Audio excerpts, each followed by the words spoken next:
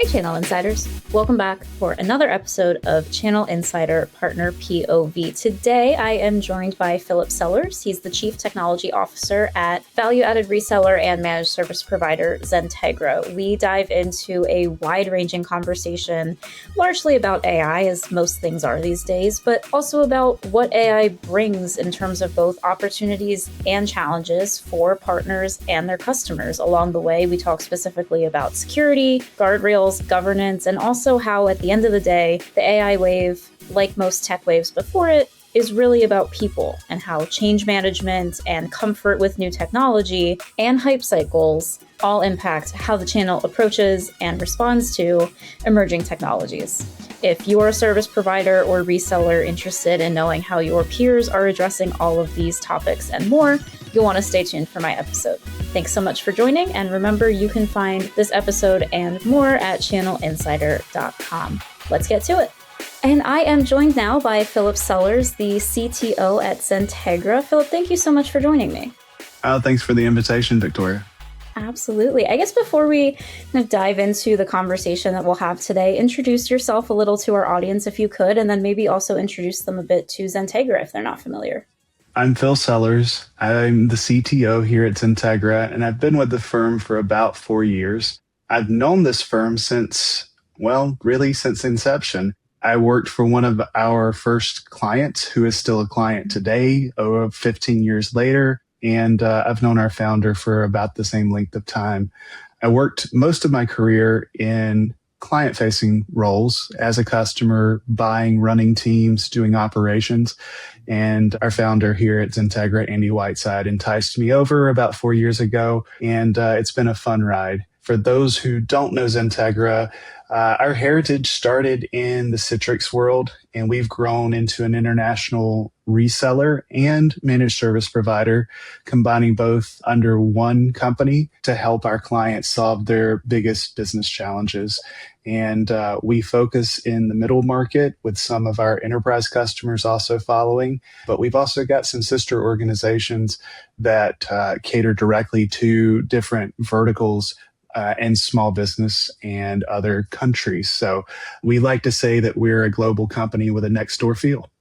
Well, Phillip, with that in mind, we have, I know, many things we can dive into, but maybe we'll start with what customers are expecting from a partner like Xentegra in the market right now. I know we talk a lot about things like AI demand and everything that AI is introducing into companies in terms of what they need support on. But when you think about your customer base and what you're hearing from customers of Xentegra's, where are some of those key focus areas that you're finding conversations returning to?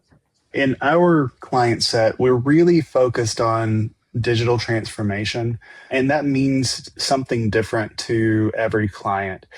Because every client's somewhere different on that continuum.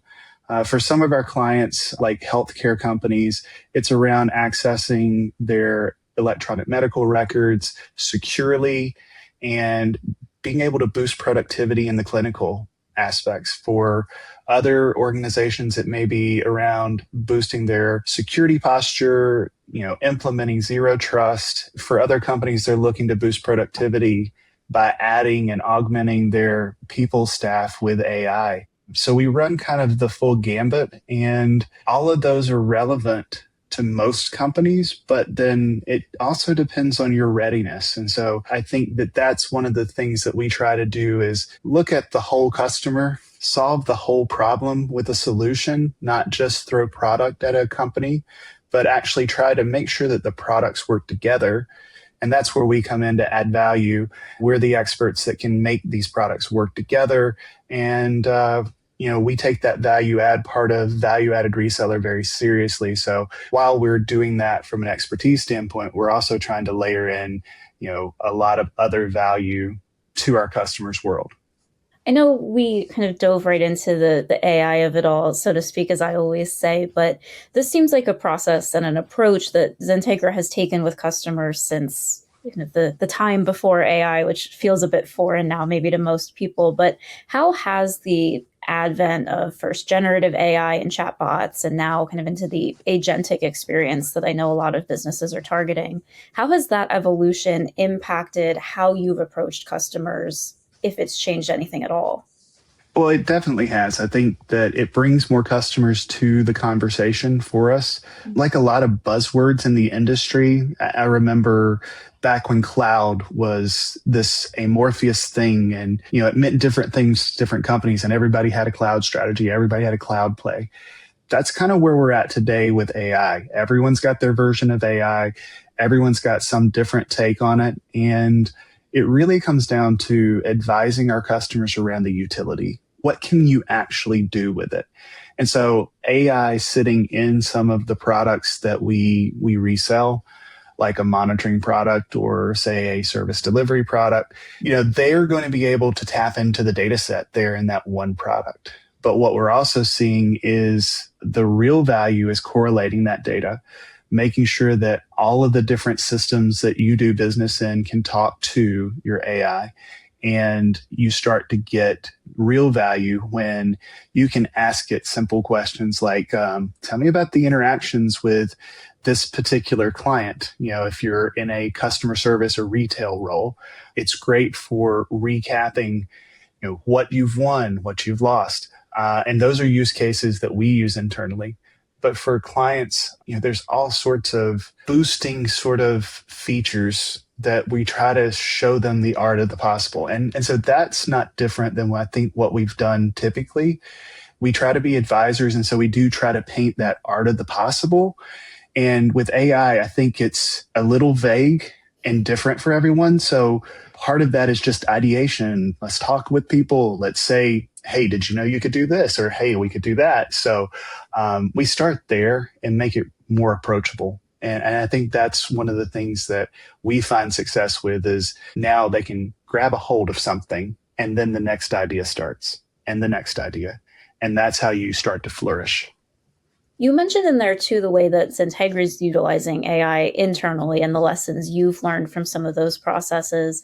How important is it for you as a provider to kind of walk the walk as long as, alongside talking the talk, to use the maybe overused metaphor there, but what have you learned in your own adoption of it that you've then started to take to customers? It gives me more time in the day. And I think that's the productivity gain that I was looking for. We all have resource constraints. And for me, time is personally one of the most difficult things. I do not have enough time in the day. There is never enough hours to return every email and return every phone call. And there's a lot of things vying for my attention.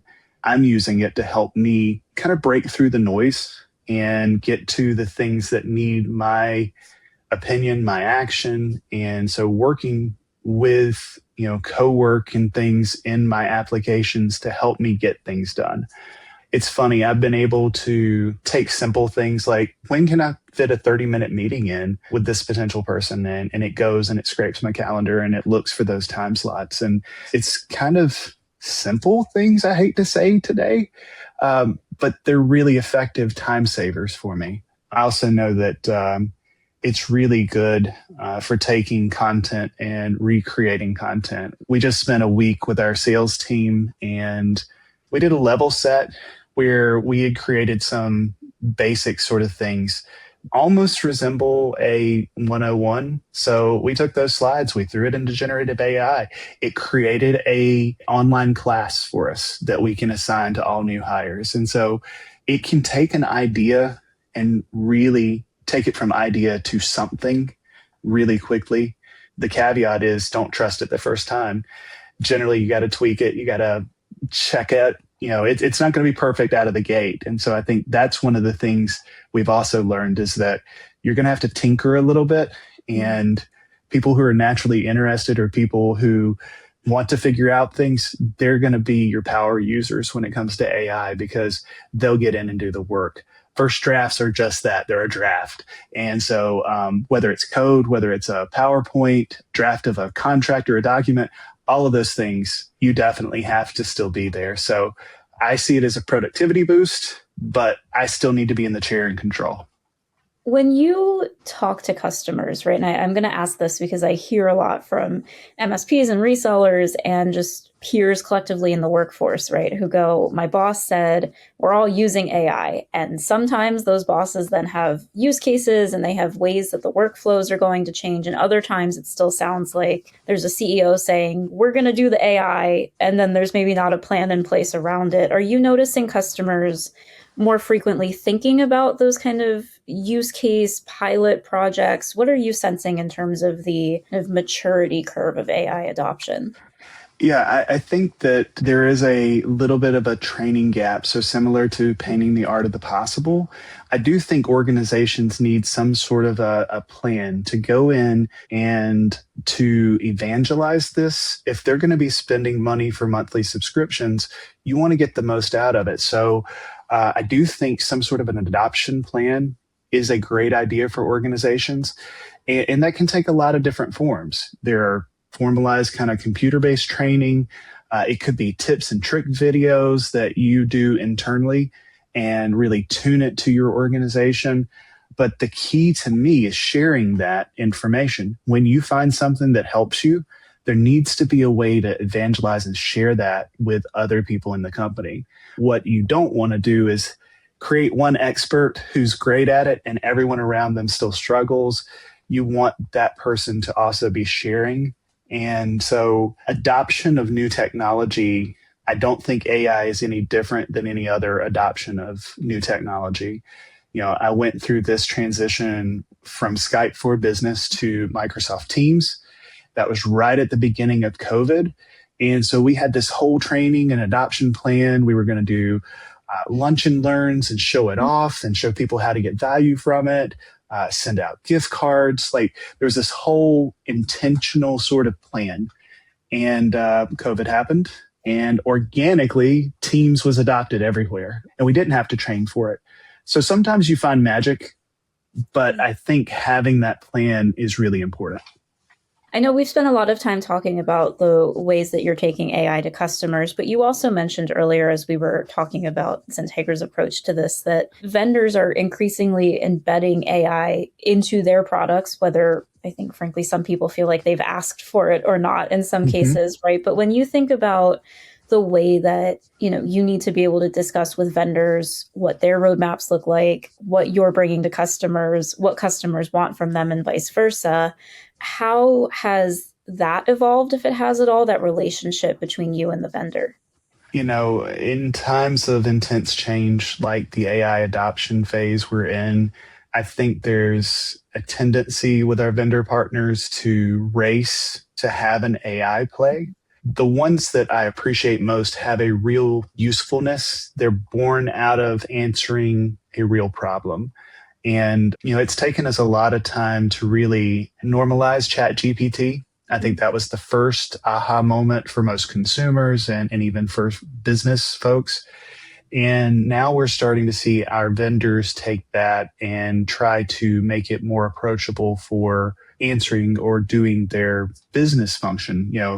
Application is just an application of software to solve a problem, right? And we use our applications all day long. So it's getting to that solve problem faster. And I think that's the key to it. I have to be able to answer my problem. That's the key. And so if it falls short of that in the product, then we definitely have a problem validating and showing the value to a client. And so adoption's definitely going to be significantly less. But, I will take our monitoring partners, say Logic Monitor or Control Up. Both of those platforms have really robust AI plays that tap into all of that metrics and statistics and math underneath the covers that go into the dashboards, normalizing what normal looks like and, figuring out what anomalies look like, but correlating things together. Monitoring's a great place because there's so much data there. And so I'm a huge advocate of using AI in your monitoring platform. But if you stay in one platform, I think you're going to be very limited. Integration to me is where you find the most value. And that's really what I think we feel as a firm is our place is once again helping folks integrate all of these different applications together so that you get maximum value. In some ways that really matches who we've always been, but there's nothing to say you can't use two AIs, right? We use one for note taking, and then we use a different one for kind of co-work and things like that. And so you can integrate those two. Even though this one's got AI too, you've got AI over here. I think that will increasingly be where the industry goes.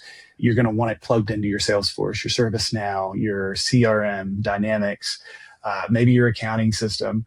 And then the next step is, oh my gosh, it's got access to everything. How do I secure that? And that's the next step. So I think the integration story becomes a security story also.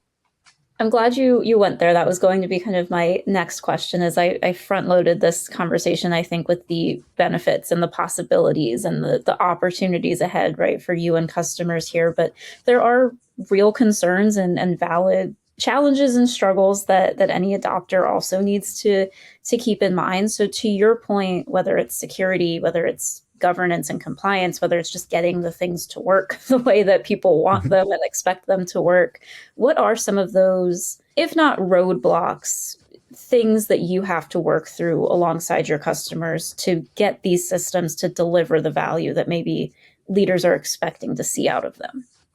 That's a really great question. The roadblocks typically are going to be people related, honestly. It's going to be less about technology, in my opinion, because the technology is largely developing.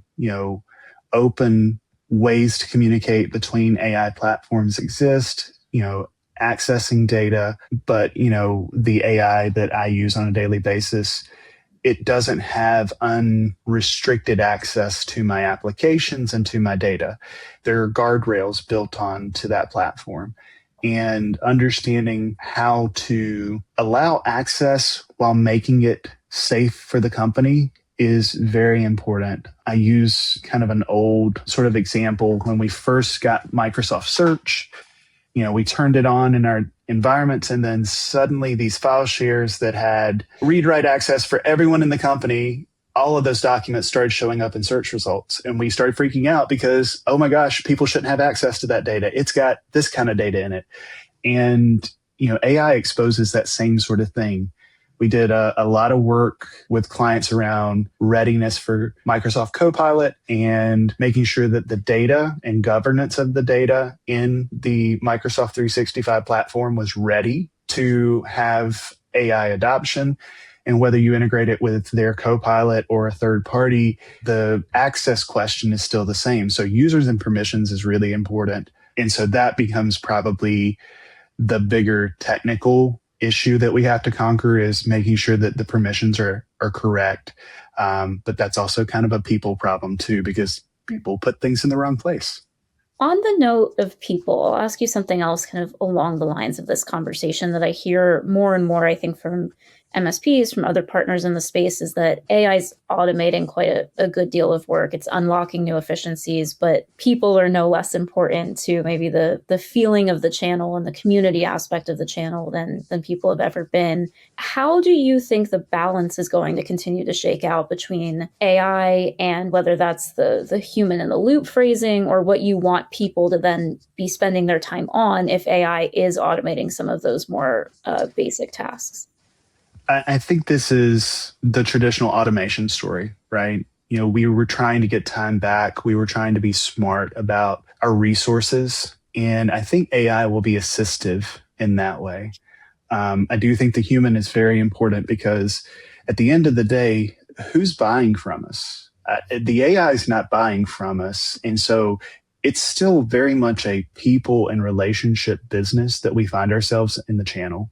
And, one of the things that I've observed as a client, as a buyer, in, relationship with a value-added reseller or an MSP is that typically those are the teams that are my continuity. My reps at a vendor may change. That may happen often, just kind of the way that the vendors structure their incentives, there are quotas, things like that. People tend to move around a lot. And so it was very frustrating as a buyer, as a client, to have that continuity. So we leaned on our reseller for that. And we would follow an account team we had trust and we had the relationship with from company to company. And so for me, it's extremely important to have that trust lane, to become that trusted advisor, and then to be very respectful of that. But at the end of the day, all that I just described is a relationship. So that can't be replaced by AI today. There's an adage, people buy from people they like. And we believe that. We believe this is completely a relationship business still until I guess the AIs get their own credit card, which can you imagine an AI buying its own tokens just to keep spending tokens? Like, I mean, Anthropic would be rich, right? So we still have to have those controls. We have to have the ability as a human to still sit in the middle. Agentic changes that to some degree. Mm-hmm. And so you get a lot more autonomy and it starts talking between systems and solving. So I think placing those smart gates is important so that the human is still there too, because we've heard examples of entire data sets being lost. And, you know, as I talk about security, I always talk about the fact that code is imperfect. This is still very much the same thing. AI is imperfect. A lot of what we do with RAG models is try to get consistency. And so get predictability for systems. And so across that, as we look at the agentic story, having that repeatability, having consistency becomes imperative if you're going to just turn automatic remediation on in an environment or automatic actions. So you want to make sure that there's some amount of time of monitoring and trust built up before you kind of go into those models. So long-winded answer, but hopefully I got to the essence there. No, absolutely. I've spent the last 20 minutes picking your brain about AI, but I don't want this to just feel like an AI conversation. Phillip, when you think about either the way that you continue to support customers, new things that you're finding at Xentegra internally, what beyond just the AI adoption, right, excites you about opportunities ahead as a provider? And what, if anything, do you think maybe we should be talking a bit more about than we currently are? For me, it's also really important that security stay at the forefront. Mm-hmm. And the security defense in depth is the strategy that we've used for security. And so that has served us well. And I think that we must have the foresight to look at where the security industry is going. There really does need to be adoption and correlation of the data that you're assessing. If you don't have something that's stitching all of this data together, then you're at a huge disadvantage for spotting some sort of malicious activity in your network. And, you know, that's been the path we've been on with our security partners. It used to be a point purchase for a SIM, a point purchase for an EDR. Now what you need is a platform. And so I think the security platform is probably the most significant thing a company could invest in the security space. Each of our vendor partners has kind of that full portfolio. And the more of those components that you adopt and the more that they correlate and work together, the better you're going to be able to defend against the inevitable. Every company is going to have someone that clicks on a link. Everyone's going to have an engineered attack against our help desk for a password reset. We're going to get into those situations. And, you know, for probably the last decade, security professionals have been saying it's not if, it's when. And I think we're at a place today where we see when becoming much, much more often. And I think that's a scary thing for all companies. At the end of the day, data is the crown jewels. And so that's the other piece of the puzzle, I think, that we're still working towards. Data powers AI, data powers decision-making, data powers strategy. And so the data story is still incredibly relevant. And then being able to access data across all systems, that becomes a huge enabler for analytical type professionals and executives alike to be able to really manage a business well.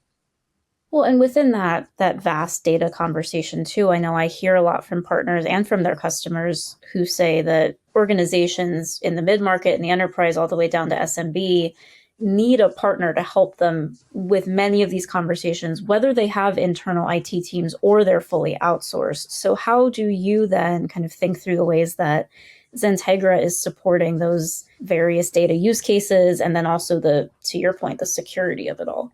Yeah, I mean, I think it's a universal way that we kind of approach a lot of our conversations, and that is a co-management, right? Coming out of the Citrix space, we probably had some of the, well, I'm going to say we had the best. Let's be honest. I'm going to think that we've got the best, right? So we've got the best people in the industry when it comes to Citrix. And so for a company that may have a Citrix administrator, or maybe half of their time is devoted to Citrix, what we want to do is come alongside them and give them an escalation point and give them the ability to phone a friend. So in the data space, we're trying to do the same sort of thing. We want to be able to help transform and connect data sources. We want to be able to help our customers to obtain the most value out of that data, because if you can monetize your data, that's a built-in revenue generating source. There may be insights, there may be data that's locked in unstructured formats. If you can access that, standardize it, and then be able to report or make decisions on it, it can guide you towards brand new opportunities. I've seen previous firms and customers alike use data to open up new avenues, new product, new revenue generating sources from previously unthought of sort of places. And so that's what we want to enable. The path to get there are going to be things like semantic layers, data normalization, data lakes. And so the data science part of this also comes into play. So we work in some of that with some of our partners to try and help people draw insights out of it. I think that is a place where we're going to see a huge disruption over the next probably 5 years because of the AI innovation that will come into that space. But it's sort of a chicken and egg situation, right? We got to do a lot of work to prepare that so the AI can tap into it, and then the AI can help to also transform and draw insights from that data in the future. So that's kind of the approach that we're taking today is just enabling. There's a lot of captive, useful data we see for our clients if they can just get access to it. I want to ask too, Phillip, as we begin to kind of wind down our time together today, I hear a lot, and I think we all hear a lot, and maybe we're, those of us in media, partially responsible for this constant, everything is changing, MSPs need to change, nothing will ever be the same, everybody has to evolve kind of mindset because of some of the things that we've discussed in this conversation in terms of what AI is changing. From your perspective, it sounds like Xentegra is doing some things new and different, and some things have always been true and probably always will be true. How much of an evolution point do you think this market moment is for channel partners versus how much do you think kind of fundamental basic best practices still apply?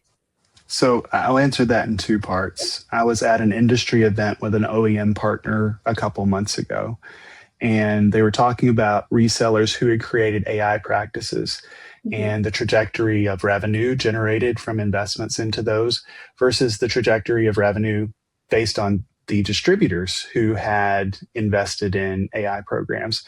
And the distributors are monetizing it really well, while resellers typically are not getting the benefit of those investments. And so I think, watching and understanding those trends is important for us as we map our future. From a managed services perspective, we really want to help that customer succeed at the end of the day. And so, like you said, everything is changing and nothing is changing all at the same time. The everything is changing, I think, is somewhat hype. It's a hype cycle, but there is a fundamental shift here. And, we've seen a couple of tectonic shifts in the industry. I think AI will normalize and we will just expect it to be a part of our day to day, just like our smartphone. We see things that come as trends that will be big disruptors. And I do think that there are a number of jobs that may be disrupted, and we may see certain professions either diminish or maybe disappear. And so there should be some concern around that. But, if you're also the person who's able to create and learn to administer those same platforms, it becomes a opportunity for some. And so I think the cycle continues that as we change and as things evolve, new opportunities will present. We talk about things with high schoolers, and you're going to be working in a job that doesn't exist today. And for a certain percentage of the population, that's going to be true. I hate to go into the fear factor. Some of the larger tech minds kind of talk about how AI is going to take away jobs and things like that.